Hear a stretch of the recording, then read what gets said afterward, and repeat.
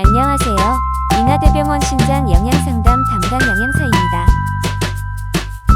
신장질환 환자의 인과 나트륨 섭취 조절에 대하여 말씀드리겠습니다.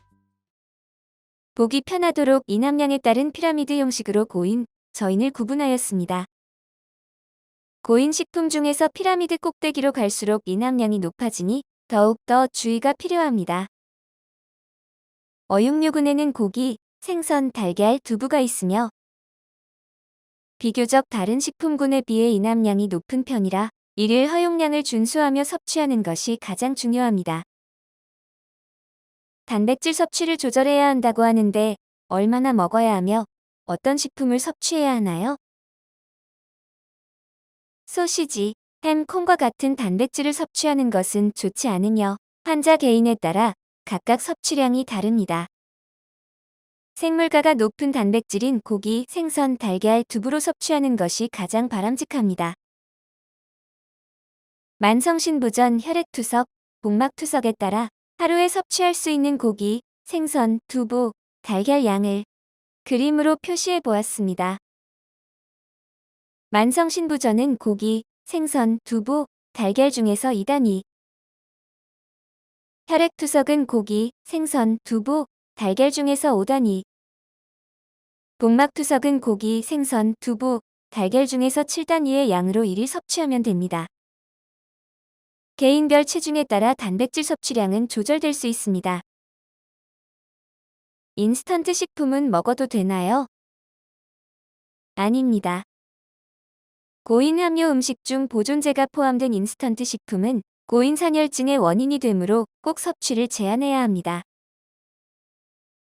나트륨이 많이 들어있어서 제한이 필요한 식품의 종류는 다음과 같습니다.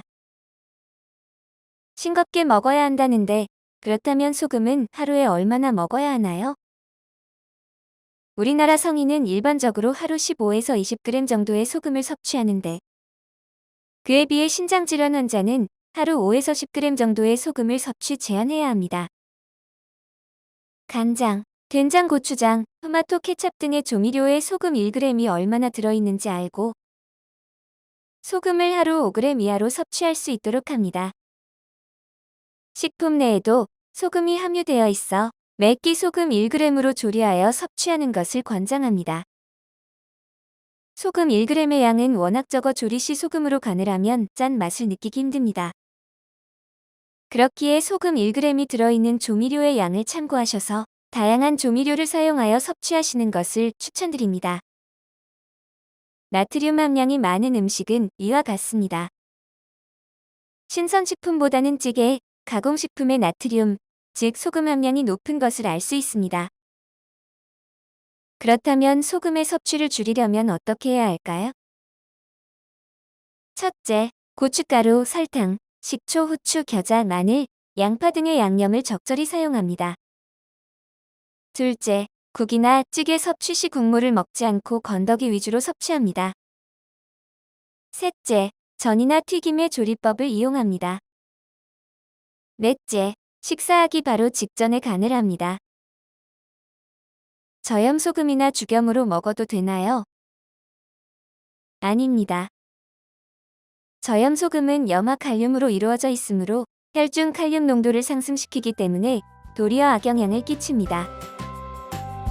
죽염은 일반 소금과 염분 함량이 동일하므로 똑같이 섭취 제한이 필요합니다. 감사합니다.